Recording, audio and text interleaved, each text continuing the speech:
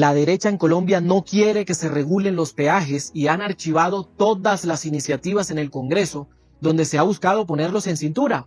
Se las voy a exponer aquí una por una porque son 8. El último caso se acaba de presentar con un proyecto de ley del Pacto Histórico y de sectores de la izquierda en 2025 que busca limitar el número de peajes a ciertas distancias, bajar sus precios que asfixian a millones de colombianos. Bueno, les cuento que lo acaban de sabotear los partidos Centro Democrático, Cambio Radical, Partido Conservador, un sector del Partido Liberal, la derecha de siempre, esa misma que también vota en contra de la reforma laboral, en contra de recuperar sus derechos laborales, la misma que no quiere que la salud deje de ser un negocio en Colombia y que hoy es oposición al gobierno Petro.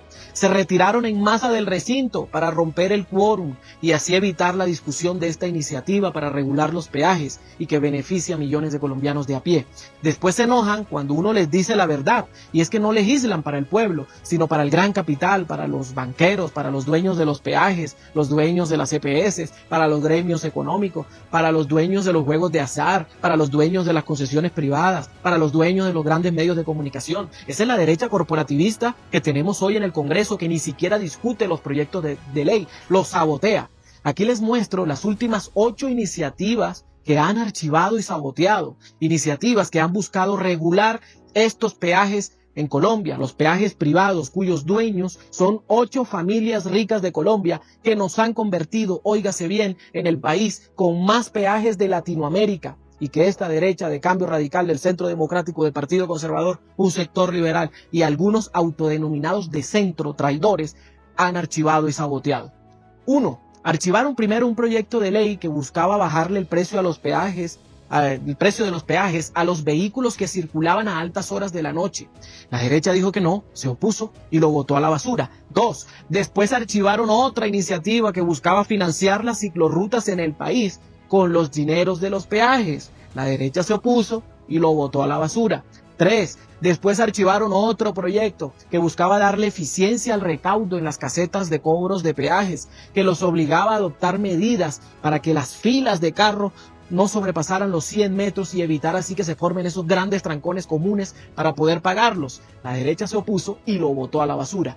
4. Después archivaron otro proyecto de ley que buscaba evitar la afectación a los municipios en su desarrollo urbano y socioeconómico, en la expansión de esos municipios en Colombia. Situaciones que hoy están sufriendo esos municipios. Pues la derecha en el Congreso se opuso y lo botó a la basura. 5. Después otro proyecto que pretendía que se pudiera cambiar de ubicación a los peajes para preservar una buena infraestructura de transporte. La derecha en el Congreso se opuso y lo botó a la basura.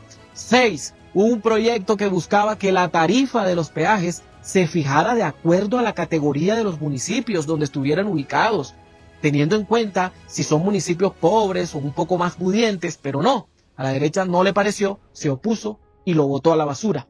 7. El proyecto de ley que buscaba diseñar una regulación mínima que evitara el abuso al momento de establecer las tarifas y la infraestructura de los peajes en las carreteras. La derecha en el Congreso se opuso, lo saboteó y lo archivó. Y asimismo ha pasado con todas las iniciativas, ni las discuten. La última es esta, de marzo de 2025, esta es la número 8, una iniciativa del representante del Pacto Histórico Alex Flores y el senador Fabián Díaz, que apoyaba toda la bancada de gobierno y de izquierda, que busca regular las distancias entre peajes y sus tarifas, porque es absurdo que existan 3 peajes en distancias de 60 kilómetros en Colombia, tras de eso carísimos, un negocio de privatización de las carreteras que nos trajo César Gaviria por allá en 1990, fortalecieron Pastrana, Uribe 1 y 2, Santos 1 y 2, con su Vargas Lleras, con la chequera de Vargas Lleras e Iván Duque. Nos toca a nosotros, como ciudadanos, apoyar estas iniciativas y retratar a los congresistas del Centro Democrático, de Cambio Radical, conservadores, un sector liberal, enemigos del bolsillo del pueblo en Colombia, enemigos de las reformas sociales, opositores al gobierno del cambio, bloqueadores y defensores, eso sí, del gran capital en Colombia.